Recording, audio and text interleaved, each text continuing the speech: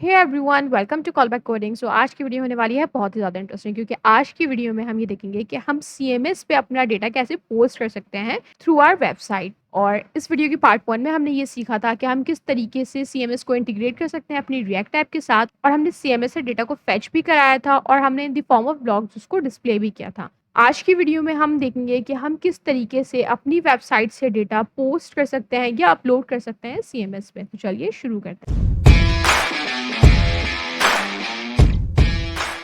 Okay guys, so before starting I would like to tell you कि मैं इस video में आप लोगों को फ्रंट एंड की वर्किंग बिल्कुल भी नहीं दिखाने वाली हूँ, क्योंकि हमने इसमें बिल्कुल बेसिक सी चीज़ें ऐड की हुई हैं। जैसे कि मैंने यहाँ पे कॉन्टैक्ट अस का एक बटन ऐड कर दिया। अगर हम इस बटन पे क्लिक करेंगे तो मेरे पास एक ये बिल्कुल सिंपल सा कॉन्टैक्ट का फॉर्म आ रहा है। इसमें मैंने कोई ज़्यादा यूआई पे वर्किंग नहीं किया। हमारा मेन फोकस इस पे होगा कि हम किस तरीके से अपना डेटा जो है वो पोस्ट कर सकते हैं अपने सीएमएस पे। अब मैं एक काम ही करती हूँ कि मैं यहाँ पे कंसोल को ओपन कर लेती हूँ ताकि हम अपनी वर्किंग यहाँ पे पूरी करेंगे।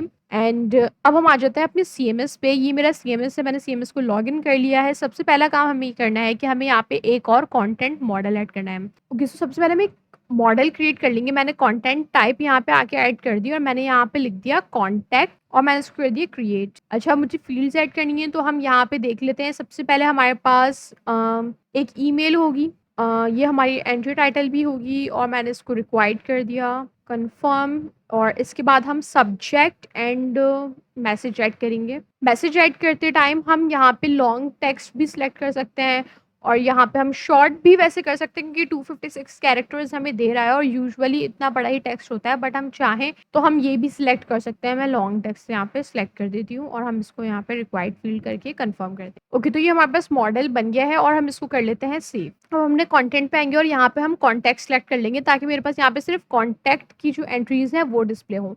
One more thing before proceeding, मैं आपको ये बात बताना चाहती हूँ कि हमने जो लास्ट वीडियो में मेथड देखा था, आज का मेथड उससे थोड़ा डिफरेंट होने वाला है। द रीज़न इसके एक तो ये कि हमारे पास डिफरेंट वेज होते हैं किसी भी काम को करने के। सेकेंड थिंग इज़ कि आज जो हम काम करने वाले हैं उसके लिए हमें सीएमएस का एक्सेस चाहिए, क्योंकि हम सीएमएस में कुछ अपडेशन या फिर हम कुछ इंसर्शन करने वाले हैं। हमें सीएमएस का एक्सेस चाहिए, जबकि हमने अपनी लास्ट वीडियो में जो काम किया था उसमें हम सिर्फ डेटा को गेट कर रहे थे, हम कुछ उसमें चेंजेस नहीं कर रहे थे, डेटा को छेड़ नहीं रहे थे।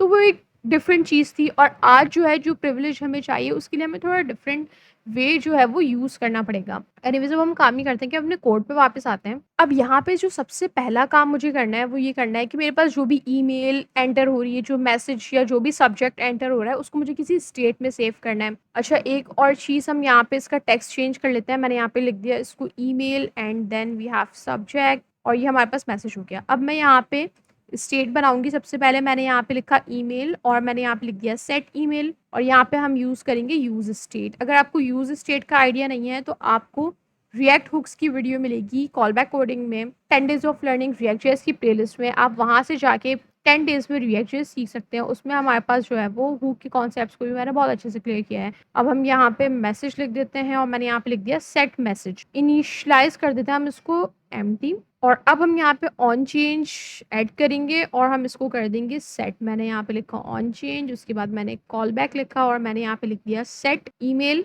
e.target.value और यहाँ पे हम ई ऐड कर देते हैं इवेंट। ओके ग्रेट, अब हम इसको कॉपी करके बाकी जगहों पे भी पेस्ट कर देंगे। मैंने इसको यहाँ पे पेस्ट किया और बस हम यहाँ पे सेट सब्जेक्ट कर देंगे एंड हियर वी गो। यहाँ पे मैंने लिख दिया सेट मैसेज। ओके, अब हम एक काम ये करेंगे कि यहाँ पे हम बनाएंगे एक फंक्शन। बेसिकली जैसे ही मैं सबमिट पे क्लिक करूँ तो मेरे पास एक फंक्शन कॉल हो, तो वो फंक्शन मैं यहाँ पे बना लेती हूँ। लेट से मैंने यहाँ पे लिख दिया सबमिट फॉर्म और मैंने यहाँ पे एक एरो फंक्शन बना लिया। मैं यहाँ पे कंसोल कर देती हूँ कि सबमिट फॉर्म इज वर्किंग और इसी के साथ साथ हम इसको बटन पे कॉल भी करा लेंगे। मैंने यहाँ पे आके लिखा ऑन क्लिक और मैंने यहाँ पे कॉल बैक के साथ ऐड कर दिया सबमिट फॉर्म। अब हम एक काम ये करते हैं कि सबसे पहले हम ये चेक करेंगे कि हमारे पास फंक्शन जो है वो वर्क कर रहा है या नहीं। तो यहाँ पे आके इसको मैंने किया रिमूव और जैसे ही मैंने सबमिट पे क्लिक किया तो यू कैन सी कि मेरे पास यहाँ पे फंक्शन तो कॉल हो चुका है। अब मुझे क्या करना है, मुझे एक बार ये भी चेक करना है कि क्या मेरे पास वैल्यूज सही आ रही है या नहीं। तो मैं यहाँ पे कंसोल कर लेती हूँ एक एक वैल्यू। मैंने यहाँ पे लिखा ईमेल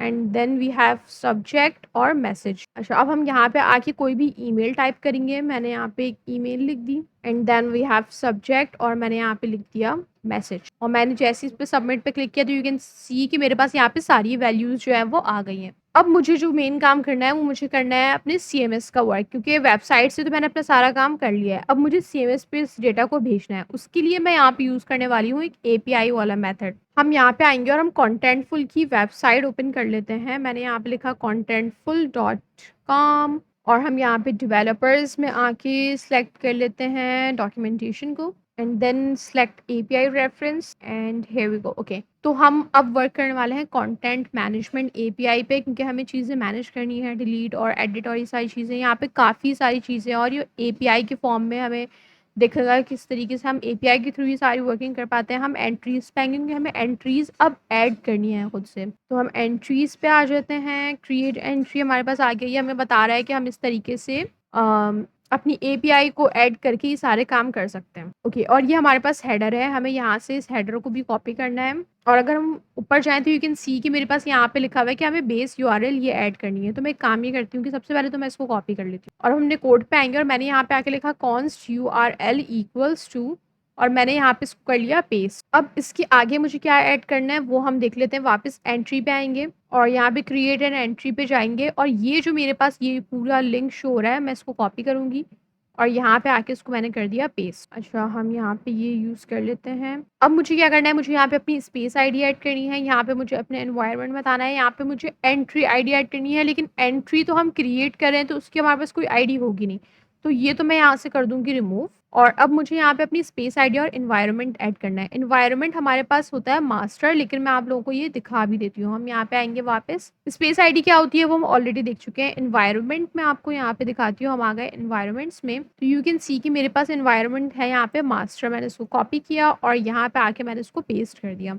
अब बची हमारे पास आईडी, तो वो हम ऐड कर लेते हैं यहाँ पे जल्दी से। ओके, सो हमने यहाँ पे अपना एक यूआरएल क्रिएट कर लिया। यहाँ पे सिर्फ मैंने अपनी स्पेस आईडी को इंपोर्ट कराया है, जैसे हमने अपनी लास्ट वीडियो में सीखा था कि हमारे पास एएनवी में जो स्पेस आईडी यूज़ हुई हुई है उसको मैंने यहाँ पे इंपोर्ट कर लिया है और बाकी का सारा यूआरएल मैं आप लोगों को ऑलरेडी बता चुकी हूँ। अब इसके बाद मुझे यहाँ पे हेडर्स भी चाहिए, तो मैंने यहाँ पे लिखा कॉन्स्ट हेडर्स और हेडर्स के अंदर हमारे पास मल्टीपल वैल्यूज़ होती हैं। तो हम वापस यहाँ पे आएंगे एंड हियर वी गो। मैंने इसको कर लिया कॉपी और यहाँ पे आके मैंने इसको कर दिया पेस्ट। अच्छा, इसको हम डबल कोट्स में ऐड कर देते हैं जल्दी से और हम इसे भी डबल कोट्स में ऐड कर दें। ओके, तो ये मेरे पास कुछ इस तरीके से हो गया। अब इसके बाद मुझे इसकी वैल्यूज़ को चेंज करना है। सबसे पहले तो मुझे यहाँ पे अपना सीएमए टोकन चाहिए। अच्छा, हमने अपनी लास्ट वीडियो में जो टोकन ऐड किया था वो हमारे पास एक्सेस टोकन था and that was a different token. यहाँ पे वो टोकन ऐड नहीं होने वाला है। यहाँ पे एक डिफरेंट टोकन ऐड होगा जिसकी वैल्यू अभी हम जाके देखेंगे अपने सीएमएस पे। इसके अलावा ये वाली लाइन एज इट इज़ रहेगी और यहाँ पे हमें अपने कंटेंट टाइप का नेम ऐड करना है,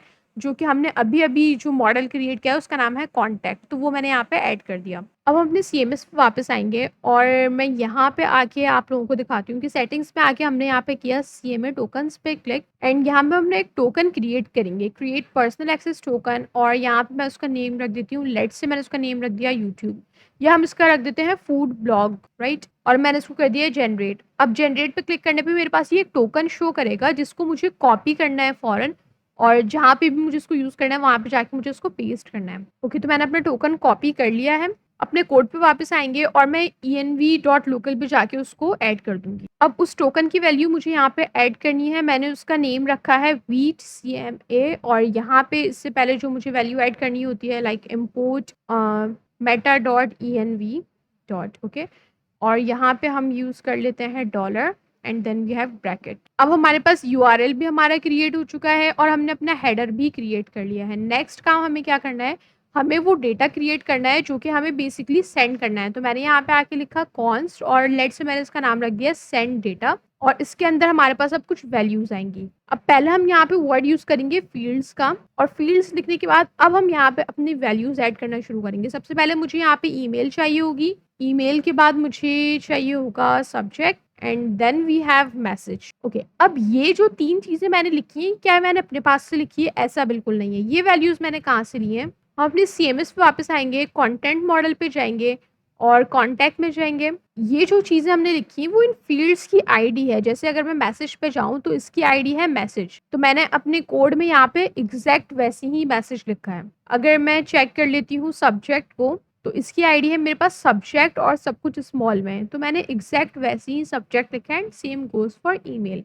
तो ये वो फॉर्मेट मैंने यहाँ पे यूज़ किया है। इसके बाद अब मुझे 2 चीज़ें ऐड करनी है। सबसे पहले तो मुझे बताना है कि हम कौन-सी लैंग्वेज यूज़ कर रहे हैं और उसके बाद मुझे वो वैल्यू ऐड करनी है जो एक्चुअल मेरी वैल्यू है ईमेल की, और यहाँ पे मेरी जो ईमेल की वैल्यू है वो इस ईमेल में आके सेव हो रही है, तो मैंने यहाँ पे डायरेक्ट लिख दिया ईमेल। अब सेम यही काम करेंगे हम बाकी दोनों के लिए। मैंने यहाँ पे इसको कॉपी पेस्ट कर दिया सबसे पहले, और इसकी जगह मैंने लिख दिया subject and then we have message, क्योंकि मैंने यहाँ पे मैसेज इस तरीके से लिखा हुआ है। अच्छा, अब ये सारा काम तो हमारे पास हो गया। अब नेक्स्ट और फाइनल काम मुझे क्या करना है, मुझे इस एपीआई को करना है हिट। उसके लिए मैं एक्सियोस यूज़ करूँगी, तो पहले मैं एक्सियोस को इंस्टॉल कर लेती हूँ। मैंने यहाँ पे आके टर्मिनल ओपन किया और मैंने यहाँ पे लिखा npm i axios। ओके, अब हमने यहाँ पे आके लिखा लेट्स से, मैंने यहाँ पे लिखा रिस्पॉन्स, और इसके अंदर मैं लिखूंगी अवेट। अच्छा, एपीआई हिट होगी तो अवेट यूज़ कर रहे हैं, तो मैं यहाँ पे एसिंक ऐड कर देती हूँ, और इसके बाद हम यहाँ पे लिखेंगे एक्सियोस डॉट पोस्ट, क्योंकि ये पोस्ट एपीआई है, राइट। इसके अंदर हमारे पास मल्टीपल चीज़ें आएंगी। सबसे पहले मैंने यहाँ पे लिख दिया हेडर्स, और यहाँ पे मैं लिख दूंगी यूआरएल, और यहाँ पे जो मेरा डेटा है that is send data. Okay, ये सारा काम हो गया। अब मैं यहाँ पे कंसोल पे आके कंसोल भी करा दूंगी रिस्पॉन्स। एक काम मैं ये करती हूँ कि मैं ये सारी चीज़ें जो है वो ट्राई और कैच में रैप भी कर देती हूँ, ताकि हमारे पास अगर कोई एरर आए तो वो भी डिस्प्ले हो जाए। और मैंने यहाँ पे लिख दिया कैच एरर console.log error। अब हम अपनी वेबसाइट पे वापस जाते हैं। इसको यहाँ से मैंने किया रिमूव, और यहाँ पे आके हम वैल्यूज ऐड करते हैं। सबसे पहले मैंने यहाँ पे लिखा सब्जेक्ट में हम कुछ लिख देते हैं, लेट्स से कोई भी इशू हम यहाँ पे डिस्कस कर रहे हैं, और this is demo message, right. और मैंने यहाँ पे कर दिया सबमिट। अच्छा, यहाँ पे हमारे पास रिस्पॉन्स आ गया। इसका मतलब कि मैंने जो वर्किंग की है वो हो चुकी है सक्सेसफुली। अब हम चेक करते हैं कि हमारे सीएमएस पे डेटा आया है या नहीं। उसको मैंने बंद किया। हम वापस आएंगे कंटेंट पे, और यू कैन सी है कि मेरे पास यहाँ पे जो है वो डेटा ऐड हो गया। गाइस, तो हमारे पास एक सिंपल सा वे था कि हम किस तरीके से जो है वो सीएमएस को इंटीग्रेट कर सकते हैं, अपना डेटा फेच कर सकते हैं, अपना डेटा पोस्ट कर सकते हैं। ये सारी चीज़ें हमने इसमें सीखी हैं। अगर आप चाहते हैं कि मैं ऐसी और वीडियोस बनाऊं, क्योंकि सीएमएस तो हमारे पास बहुत सारे होते हैं, हमने अभी सिर्फ कंटेंटफुल पे काम किया है। अगर आप चाहते हैं कि मैं किसी और सीएमएस पे वीडियो बनाऊं, तो do let me know in the comment section. And अगर अभी तक आपने मेरा चैनल सब्सक्राइब नहीं किया है, so guys do subscribe to my channel, ताकि आपको ऐसी और इंटरेस्टिंग एंड हेल्पफुल वीडियोस जो हैं वो मिलती रहें। Okay guys, so that was it for the video. If you guys have any query, ask me in the comment section, and don't forget to like, share and subscribe to my channel Callback Coding. So see you in the next video. Thank you.